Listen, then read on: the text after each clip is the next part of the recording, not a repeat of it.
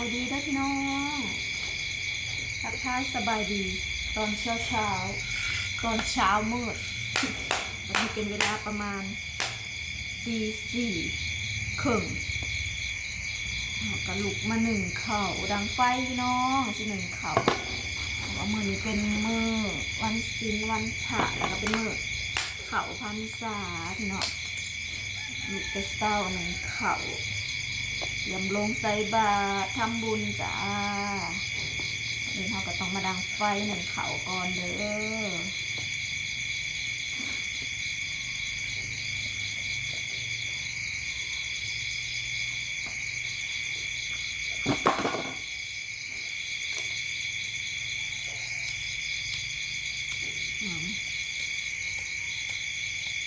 ไปจ้ะ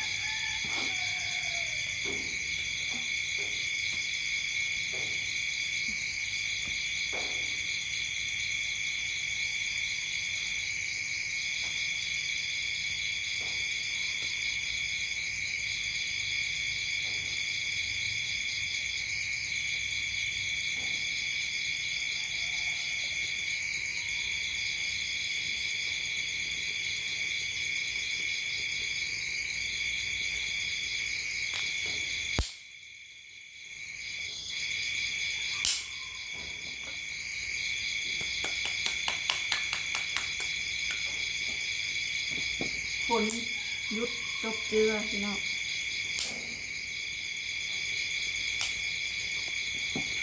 ตอนกลางคืนตกลินตกแปะตกแปะ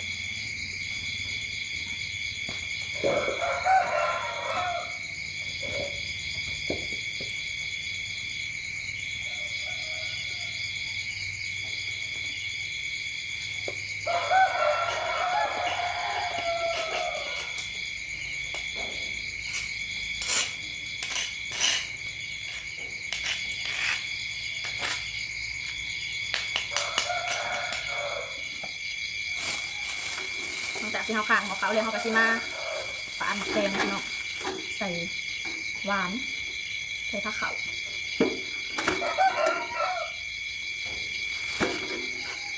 ทั้งหัวมันอยากเล็กอยากเมาแตงเป็นตะแซ่บแท้โอ้ยลืมเอาบ่วงมาขวดน้ำนี่เนาะ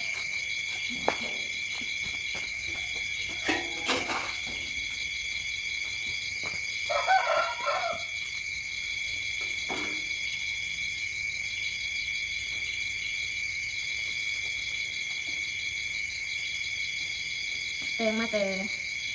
บ้านปู่น้องตะวันแต่หอมๆปาดใส่น้ำหวานหอมแซ่บอร่อยวันนี้ดาเซียผ้าขาวลงวัดเลยผ้าขาวลงหนึ่งผ้าแล้วก็มีเทียนนำถวายเทียนพรรษาหนึ่งคูแล้วก็ใส่บาตรขึ้นไป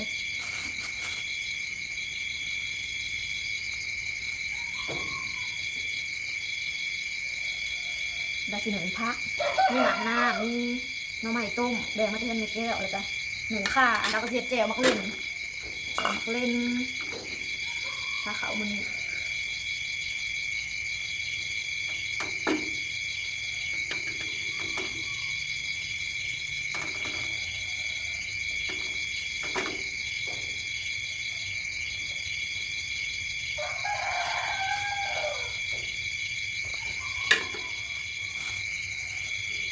เป็นปลาเป็นชิ้นน้อยๆหวาน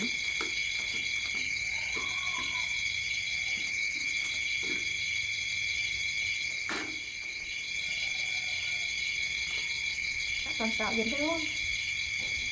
đi đi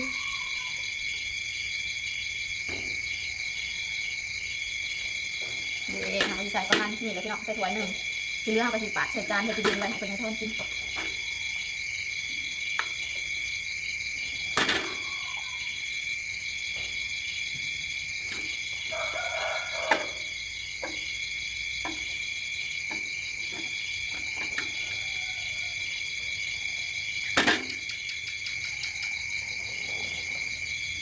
ถ้าเบิ่งมื้อนี้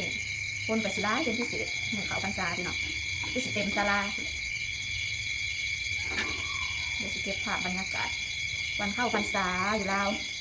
เฮามาให้เบิ่งตอนแรกปกติมีพิธีเย็นเทียนเข้าพรรษาอยู่วัดบ้านเฮานะพี่น้อง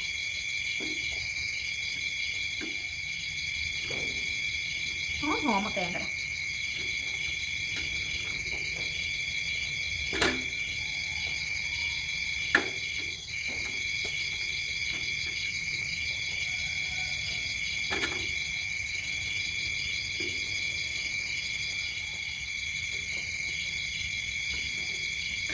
แล้วพี่น้องเนี่ยหมักแตงซุปหอมๆแต่แซ่บไปจ้าหลังจากที่เราปาดแตงแล้วก็จะมาเตรียมเครื่องใส่บาตรพี่น้องที่นี่ของหวานจะเป็นหมักสาลีห่อกาบแต่ว่าเขาเดี๋ยวจะตรงย่างเนาะเดี๋ยวเราก็จะไปซื้อพวกนมเลยก็น่ามียังเพิ่มอีกสาลีห่อกาบจะมีหมักใหม่นะหมักใหม่เราก็จะใส่ข้าวเขาทอดจะใส่ข้าวเขาน้ำส้มซื้อมาโลหนึ่งพี่น้องจ้ะใส่ข้าวขาวทอดใส่บาทน้ำ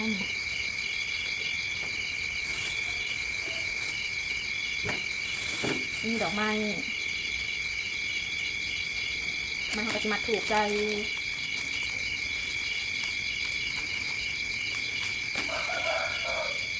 อันนี้หมอเขาเขาไปกำลังสิขึ้นอายแล้วสิเดี๋ยวสิไปหาตำแจ่วเพราะว่าเราสิเห็ดใส่ออกมาเล่นเห็ดแจ่วกระบอก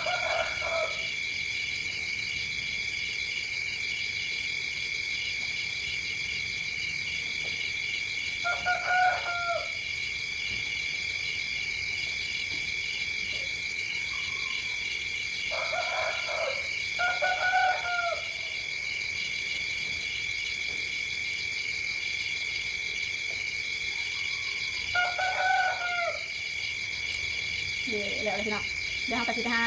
เดี๋ยวแจ้งก่อนถ้าสิไปหาซื้อเนี่ยมาเพิ่มอีกซื้อนมซื้ออีกยังเพิ่มจังใส่บาทโอเคจ้าพี่น้องสำหรับที่นี่เราก็ขอจบคลิปไว้เพียงเท่านี้ก่อนเด้อจ้าเดี๋ยวถามเบิ่งบรรยากาศตอนอยู่วัดน้ำกันเด้อพี่น้องเด้อ